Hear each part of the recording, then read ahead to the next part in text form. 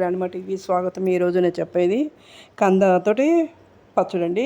ఇది టేస్ట్ చాలా బాగుంది. నేను ఒక 500 గ్రాముల కంద అరకిలో ఒక 100 గ్రాములు ఉండిపోయిందండి. దాన్ని ఏం చేస్తే ఆలోచించి సరే ఈ రెసిపీ చేద్దామని నేను ట్రై చేశాను. దీన్ని పైన 1-2 సార్లు కడిగి శుభ్రంగా చెక్కు తీసి దాన్ని ఆరబెట్టాలి. ఎండలో పెట్టి ఆరబెడితే తడని లేకుండా ఉంచుకోండి.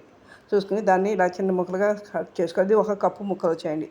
దీన్ని మనం నూనె కొద్దిగా ఎక్కువ పడుతుంది. ఈ పచ్చళ్ళకి ఎప్పుడైనా సరే ఊరగాయలు కొట్టి నూనె ఎక్కువ పడుతుంది. దీన్ని ఎక్కువ శనగ నూనె కానీ నువ్వుల నూనె కానీ వాడాలి. వేరే నూనె బాగుండదండి. వేసి ఈ ముక్కలు వేయించి మెత్తపడే వరకు వేయించి వేడి పక్కన పెట్టి చల్లారనివ్వాలి. అలాగే నేను ఒక నిమ్మకాయ అంత చింతపండు నానబెట్టిన వేడి నీళ్ళు వేసి నానబెట్టుకుని దాన్ని గుజ్జు తీసుకుని ఇలా ఉడకబెట్టుకోవాలండి. ఉడకబెట్టి దగ్గర పడిన తర్వాత దీన్ని కూడా తీసి పక్కన పెట్టి చల్లారనివ్వాలి. తర్వాత ఇందాక ముక్కలు వేరే బౌల్ వేసిన తర్వాత ఉన్న నూనెలోనే దాంట్లో 2 స్పూన్లు శనగపప్పు, 2 స్పూన్లు మినపప్పు, 1 స్పూన్ ఆవాలు, అలాగే ఇంగు వేస్తే ఫ్లేవర్ బాగుంటుందండి. అలాగే కరివేపాకు వేసి దీన్ని పోపు అంతా వేగిన తర్వాత మనం ఈ కంద ముక్కలు వేసి అడికిపై కలిపి దీన్ని 1-2 నిమిషాలు మగ్గనివ్వాలి. మామూలుగా అయితే తురుము కూడా పెట్టుకుంటారండి. నేను ఇలా అయితే బాగుంటుందని చెప్పి ఇలా చేశాను. పచ్చిమిరకాయలు కూడా వేసుకోండి. 2 పచ్చిమిరకాయలు వేసుకోవచ్చు.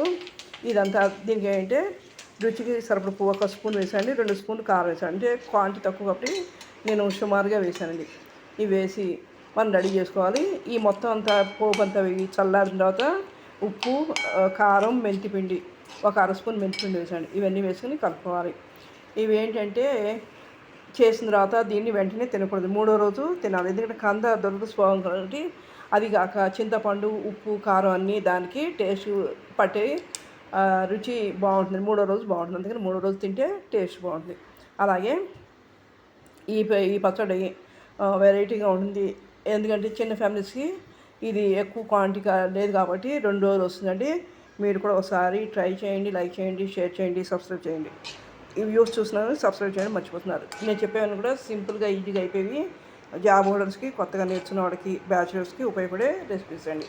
మీరు కూడా ఒకసారి చూసి ట్రై చేయండి, లైక్ చేయండి, షేర్ చేయండి. అలాగే మీ ఫ్యామిలీ ఫ్రెండ్స్కి, మీ నేబర్స్కి, మీ రిలేటివ్స్ కూడా షేర్ చేసి వాళ్ళని కూడా కామెంట్ చేయించండి.